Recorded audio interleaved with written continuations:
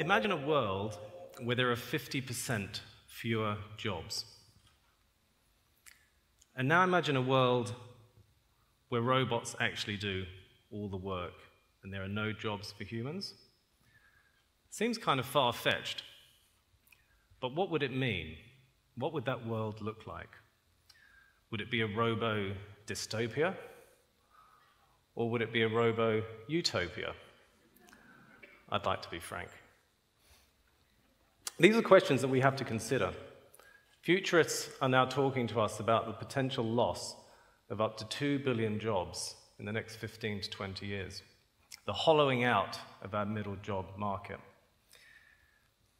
Now, on one hand, as we're seeing today, there's an enormous amount of disruptive technology coming down the chain. Diagnostic advances, virtual reality, 3D printing, bio, agri, and health technologies. And they all have the ability to disrupt our current systems. They also have the ability to bring unimaginable benefits to us. We don't know what they'll be. Hard to see what the future is. But they also have the ability to entrench and exacerbate existing inequalities. We've seen that the gains have gone to the 1% over the last 30 years, and that's likely to increase. So that creates huge problems. We're starting to see stagnant incomes and welfare systems struggling to respond. The traditional policy responses of the left and the right, austerity, cheap credit, which is the heroin of our financial system, a welfare system which only operates if you're looking for work. If there are no jobs, what are we going to do? We need to start thinking about separating income from work. Now, to many women, this is not a new or revolutionary idea. Yeah. I hear you. Parenting, looking after the sick and elderly, of whom there will be a lot more, volunteering in the community. A huge amount of unpaid work goes on in our society, but also other things like arts, culture, research, innovation. They all have a huge impact and contribution to our society, but typically do not attract an income. So one possible solution is to think about a universal basic income. This would be a regular monthly or annual payment to all citizens as of right. It would completely eliminate the welfare system, eliminate the processes of people having to go to multiple agencies and fill out forms just to get food on the table. One of the first responses to this is, well, how are we going to afford that? Where does all the money come from? Well, let's get that out of the way straight away. In the last 8 years, global central banks have created $12 trillion out of thin air. This is the balance sheet of all the Federal Reserve banks in the US. The balance sheet expanded by $4 trillion in 6 years so that they could buy bank assets and improve the balance sheets of the banks. Now, where did that money come from? Well, I'll tell you, literally an Excel spreadsheet. Now, if they can create that much money to bail out the banks, I think we can find the money to sort out a basic income. And there are... Yeah.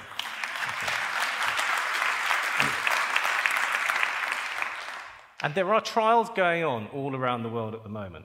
In the Netherlands, in India, in Canada, in Finland, and France just published a report last week where they're going to propose 3 new trials, taking us from utopia to reality. And on that note, this is not a new or novel idea. Talking of utopia, 500 years ago, in 1516, Thomas More laid out his vision of utopia. And in his book, he had the first reference to a basic income. Fellow humanist Jean-Louis Vives, in 1526, did some research in the city of Bruges on why poverty was such a huge problem to eliminate. His conclusion in his book on assistance to the poor was the only way to eliminate poverty and crime and poor health was to make sure everybody had a basic standard of living. It seems pretty sensible. And a lot of other people thought it was pretty sensible too. The third president of the United States, Thomas Jefferson, Thomas Paine, who wrote the 1791 book, The Rights of Man, and the 16th US president, Abraham Lincoln, were all in favor of a basic income, whether it was in cash or whether it was in land, to support a basic standard of living. Henry George, in his 1879 book, Progress or Poverty, did some research into the land piece, and he tried to work out why, in a period of technological and social advance, did poverty increase. He came to the conclusion that a lot of gains went to landowners and land prices.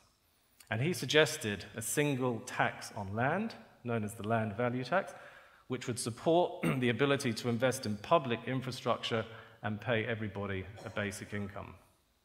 Martin Luther King spent a lot of time looking at George's works as he researched how he could solve poverty and exclusion in the neighborhoods that he worked in. And again, he came to the conclusion that an unconditional basic income for all people would be the solution. Richard Nixon in 1971 tried to get it through Congress and the Senate in his family assistance plan. He got it through Congress, but it was stopped in the Senate. And one of the prime reasons for that is this concern that people get something for nothing. Now, as we've seen already, there is a huge amount of unpaid labor that is not paid for in the economy, and it is actually the backbone of our society. But there's even more. I'm very happy to think about somebody out there trying to climb a mountain, write poetry, create great works of art, or even sit on the beach surfing all day. I kind of like that. It's part of who we are as humans. And even two of the greatest laissez-faire libertarian economists, Friedrich Hayek, author of The Road to Serfdom, and Milton Friedman, both understood from a pure economic efficiency and risk perspective that actually the guaranteed minimum income was the best policy solution. They saw that the welfare system would not work and was punitive and dehumanizing, and that every citizen, as of right, should have access to a minimum income. And this aspect of rights is really important to consider. It's something that we've fought for as humans for a long time. If we go back to 1215 and Magna Carta, where King John was forced to sign this document by the barons of England. He wasn't a particularly nice guy, and they were tired of his arbitrary rule and lack of justice. Magna Carta really is the foundation document for many of our civil and legal platforms and frameworks. And it set into stage the idea that justice was something that people could agree on, and that laws could be made by people and not kings. In the English Civil War in the 1650s, we saw further demands for the people to be represented in a different way, to be represented at Parliament, and to remove this divine right of kings and monarchs to decide and dispense justice on their whims. And we saw this again in the colonies in the US when they declared independence. The French, when they published The Rights of Man and the Citizen. And this citizen piece was important. People were laying down the rights that they felt as humans they deserved from the state and from each other. But it wasn't until 1919, after the First World War, that we started to see social justice appear on the horizon, with the formation of the International Labour Organization in the Treaty of Versailles. In this, labour, exploitation, working conditions, and for the first time, a living wage was stated as something that was important. This was further reinforced in the Universal Declaration of Human Rights in 1948, the global human rights charter. In it, it was made very clear that all people, as of right, were entitled to a basic standard of living. And this was something that all nations signed up to. This was further reinforced in the 1966 International Covenant on Economic and Social Rights. But one thing was missing from this conversation: the idea that all people should have a basic standard of living, as of right, was agreed on from a rights perspective, from an economic efficiency perspective, from a risk perspective. But there's one person missing from this conversation, and that is the citizen. Civis Romanus sum, I am a Roman citizen, made famous by J.F. Kennedy in his Ich bin ein Berliner speech. That's good. When we talk about rights, we forget something. It's a contract. It's a two-way bargain. And the concept of duties is something that has dropped out of our narrative. We never mention it. Yet it's in there in the Universal Declaration. The problem is, when they started drafting this document, which took a long time to put together, duties was up there right at the beginning along with rights. But through all the arguments around religion, culture, gender, as we've seen earlier today, the issue of duties dropped down. And it was only in the last few months that they suddenly realized they needed to put something in, and it came in Article 29. But it's not something that we think of when we think of the Universal Declaration of Human Rights. And this is important. We need to balance our rights with duties, because that's what being a citizen is about. That's what the Greeks and the Romans understood citizenship to mean. The right to be a citizen came with obligations and duties back to the community, back to each other. In 1762, before the French Revolution and the rights of man, Jean-Jacques Rousseau published The Social Contract, and he grappled with this issue. He could see the argument for rights, he could see how important they were, but he was concerned there wasn't a proper bargain. What did you give up? What was your relationship with the state? What was your relationship with other citizens? What duties were you willing to give up and provide? And I think the problem we have at the moment is that instead of being citizens, we've gone back to those days of Magna Carta, where we've actually become subjects. In the economic state that we have, there is no room for the citizen. We have somehow contracted out our rights and our duties and have become subjects. The subject's an interesting person. The subject is passive, is a victim, is represented, is served, is a beneficiary. I don't like that word. And is ultimately a consumer. It's easy. Sit back. You'll be served, you'll be given stuff, buy stuff on credit, and you'll be fine. Even the government in its communications talks about us as consumers. That's all we hear. The concept of the citizen has really disappeared out of our lexicon. Yet, everything that we have is founded on that basic concept of being active, of being responsible, of being creative, of being an agent, being a recipient, not a beneficiary, and being a participant. And yes, it's difficult.